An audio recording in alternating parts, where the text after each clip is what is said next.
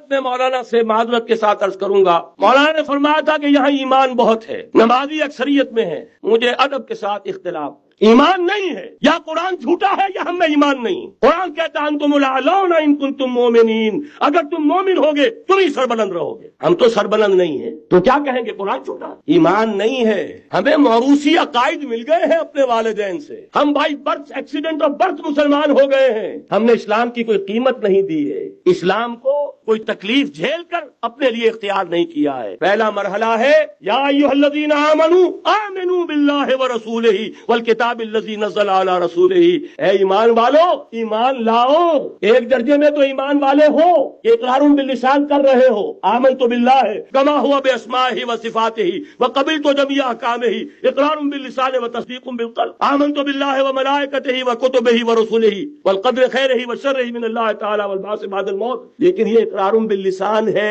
کبھی ذرا دلوں میں جھانکو، تصدیق بالقلب ہے، تصدیق بالقلب ہو جائے تو زندگی کا نقشہ بدل جائے گا، سوچ بدل جائے، ترجیحات بدل جائیں۔ آج زندگی سب سے عزیز ہے، پھر شہادت کی موت اس سے کہیں زیادہ عزیز ہوگی۔ نشان مرد مومن بات گویم جو مر گائے تبسم بر لبے اوس۔ تو پہلا مرحلہ ہے ایمان کی تجدید، ایمان کو تازہ کرو، ایمان کو تازہ کرو، اور اس کے لیے منبع اور سرچشمہ قرآن حکیم، هو الذی ينزل على عبده آیات بینات لیخرجکم من الظلمات الى النور۔ قرآن سے ہی لوگوں کو بلاؤ، تلاوت آیات کے ذریعے سے لوگوں کو کھینچو، یہ میگنیٹ ہے جو سلیم الفطرت لوگوں کو کھینچ لے گا، پھر اسی کے ذریعے سے تزکیہ کرو۔ یا ایھا الناس قد جاءتکم موعظۃ من ربکم وشفاء لما فی الصدور، تمہارے سینوں کے اندر جو روگ ہیں ان کا علاج بھی یہی قرآن ہے، پھر اسی کی تعلیم دو۔ یتلو علیہم آیاتہ ویزکیہم ویعلمہم الکتاب والحکمہ، یہ پہلا مرحلہ۔ دوسرا مرحلہ جو ایمان اپنا تازہ کر لیں شعوری طور پر،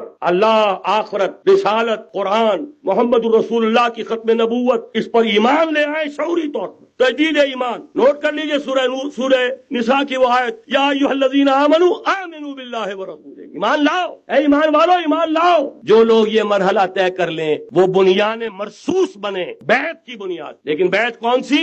بیعت جہاد۔ یہ جو بخاری شریف میں ترانہ آیا ہے صحابہ کرام کا، غزوہ خندق میں جب صحابہ کدالیں چلا رہے تھے، خندق کھودی جا رہی تھی، تو ان کی زبانوں پر ایک شعر تھا، نحن الذین بایعوا محمدا علی الجہاد ما بقینا ابدا، ہم وہ ہیں جنہوں نے محمد سے بیعت کی ہے جہاد کی، جب تک جان میں جان ہے جہاد جاری رہے گا۔ یہ جہاد کی بیعت، سید احمد بریلوی رحمۃ اللہ علیہ نے پہلے بیعت لی تھی بیعت ارشاد، پھر بیعت لی بیعت جہاد، اور اسے کہا یہ سلسلہ محمدی ہے۔ سلسلہ چشتیہ میں بیعت ہو گئی، سلسلہ سہروردیہ میں ہو گئی، سلسلہ نقشبندیہ میں ہو گئی، سلسلہ قادریہ میں ہو گئی، اب آؤ بھائی سلسلہ محمدیہ میں بیعت کرو، اور سلسلہ محمدیہ جہاد کی بیعت ہے۔ نحن الذین بایعوا محمدا علی الجہاد ما بقینا ابدا، اس جہاد کی بیعت سے منظم ایک امیر کا حکم، بایعنا رسول اللہ صلی اللہ علیہ وسلم علی السمع والطاعۃ فی العسر والیسر والمنشط والمکرہ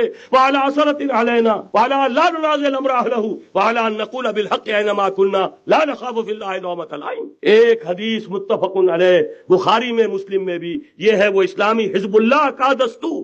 نمبر 3 کام کیا ہوگا؟ جہاد، جماعت بن گئی جہاد، لیکن جہاد کا پہلا مرحلہ ہے جہاد باللسان، زبان سے جہاد، دعوت، تلقین، نصیحت، اور ان سب کا مرکز و محور قرآن۔ جہاد بالقرآن، جہاد باللسان، جہاد بالقرآن۔ فلا تطع الکافرین وجاہدہم بہ جہادا کبیرا، اے نبی آپ ان کافروں کی باتیں نہ سنیے، ان کے کہنے میں مت آئیے، ان سے کوئی اثر قبول نہ کیجیے، اور ان کے خلاف جہاد کرتے رہیے اس قرآن کے ذریعے سے۔ بہت بڑا جہاد، 13 برس تک جہاد ہوتا رہا ہے قرآن کے ذریعے سے۔